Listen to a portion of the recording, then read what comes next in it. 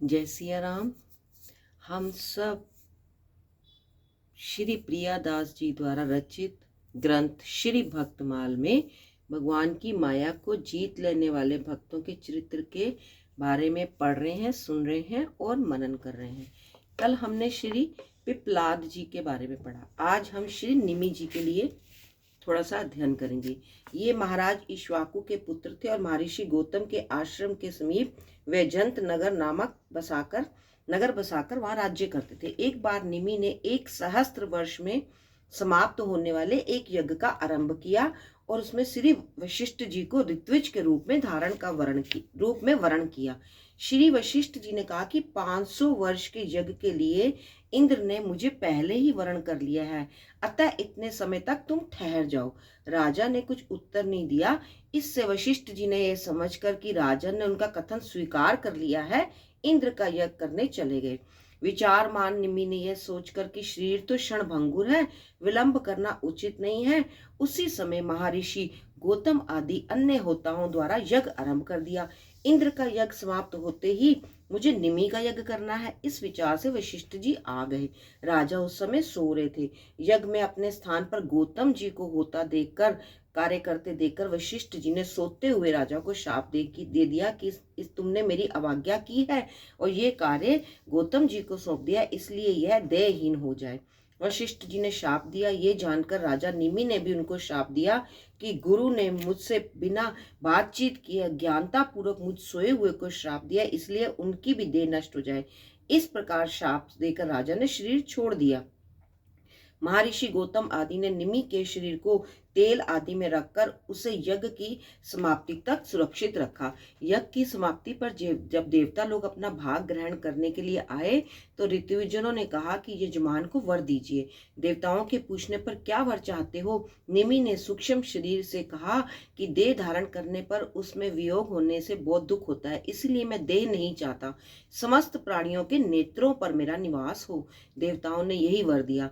तभी से लोगों की पलकें गिरने लगी। देवताओं ने आशीर्वाद दिया कि राजा निमि बिना शरीर के प्राणियों के नेत्रों पर अपनी इच्छा के अनुसार निवास करेंगे। वे वहां रहकर सूक्ष्म शरीर के भगवान का चिंतन करते रहेंगे। पलक उठाने और गिरने से उनके अस्तित्व का पता चलता रहेगा। इसके बाद महर्षियों ने यह सोचकर कि राजा न होने पर लोगों में अराजकता फैल जाएगी, निमि के शरीर का मंथन किया। उस मंथन से एक कुमार उत्पन्न हुआ। जन्म लेने के कारण उनका नाम जनक हुआ।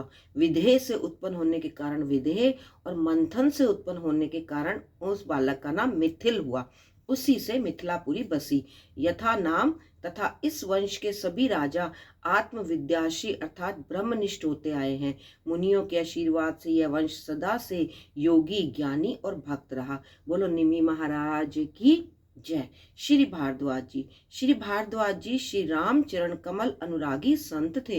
इनकी भागवत भक्ति लोक प्रसिद्ध है। भागवत भक्ति का इन्हें आदि स्तोत्र कहें तो अत्युक्ति ना होगी। श्री रामायण जी की कथा का प्रसार इन्हीं के द्वारा हुआ। ये गंगा यमुना के परम पावन संगम पर प्रयागराज में रहते थे।